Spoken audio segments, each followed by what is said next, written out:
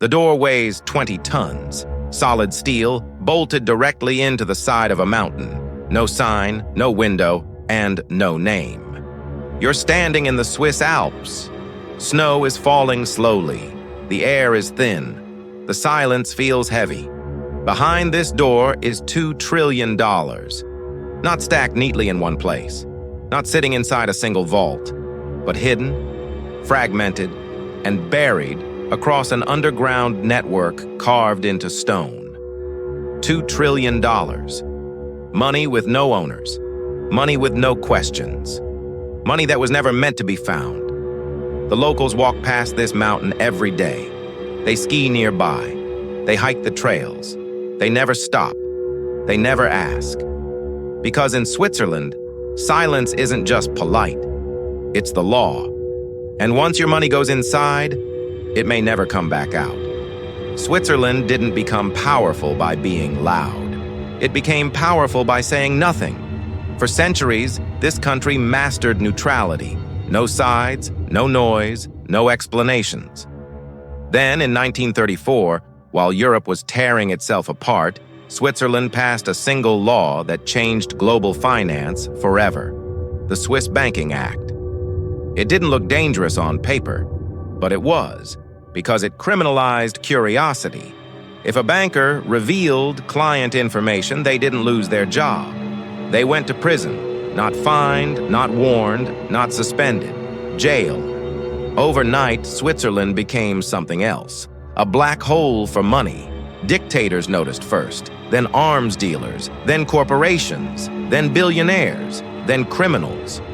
Anyone who needed their wealth to disappear quietly knew exactly where to go.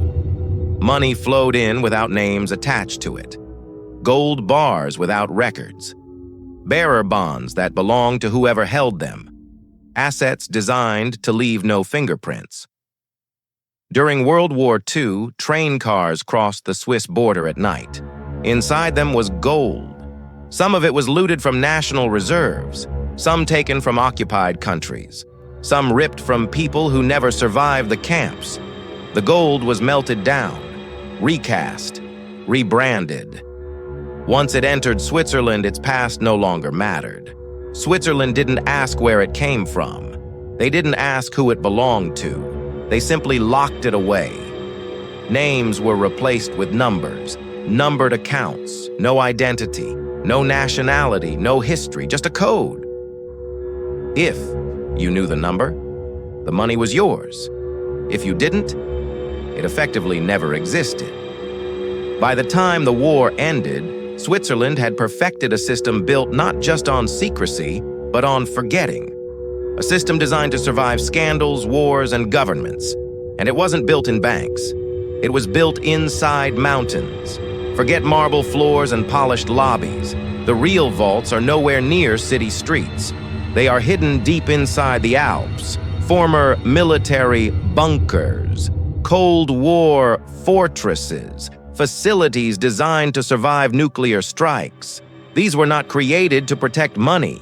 They were designed to protect command centers after civilization collapsed. Walls of reinforced concrete, several meters thick. Steel doors engineered to withstand explosions.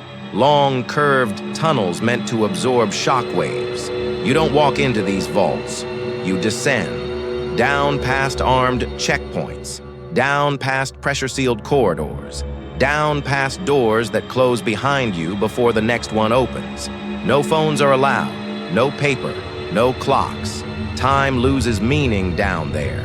To enter, identity isn't enough. You give your eye. Retinal scanners confirm who you are. Biometric systems verify how you move.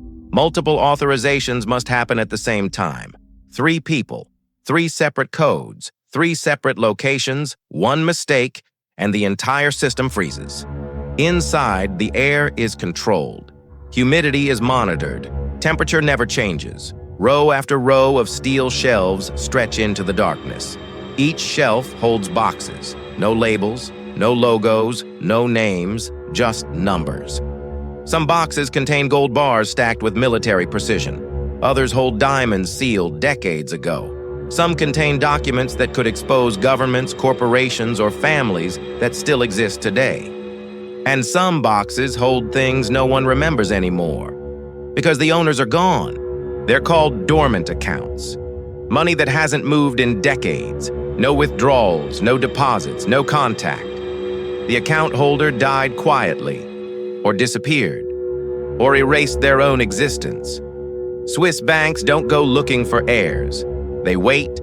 Years pass, then decades. Fees continue to accumulate. Storage costs add up. Management charges quietly drain balances. No alarms, no notifications. Eventually, the account reaches zero. Not stolen, not seized, absorbed, legally. Banks call it maintenance. But the reality is simpler. The money dissolves into the system. Billions vanish without headlines, without funerals, without anyone noticing. In the 1990s, survivors of Holocaust victims finally demanded answers. They asked about accounts that were never returned, gold that was never claimed, boxes that were never opened. Banks resisted, delayed, denied. Files were suddenly missing. Records were incomplete. Ownership was impossible to prove. Secrecy had worked too well. Even today, new dormant accounts are discovered. A safety deposit box untouched since the 1950s. A numbered account no one can legally claim. Gold without a name. Wealth without a past. The system doesn't collapse because of corruption. It thrives on it. Right now, somewhere beneath the Alps, a vault door is closed. Behind it is gold, stacked in absolute silence. No flag marks it, no owner claims it, no history anyone is willing to admit to. So here's the question. Who owns it now? The family that never knew? The bank that charged the fees? Or the mountain that swallowed it? Because once money enters forbidden places, it doesn't belong to anyone anymore. It belongs to the system. And systems never give anything back. If this feels familiar, it should. Because this isn't the only place on Earth where wealth, power, and history were locked away and declared off limits. The gold has a cousin, and it's still standing, watching,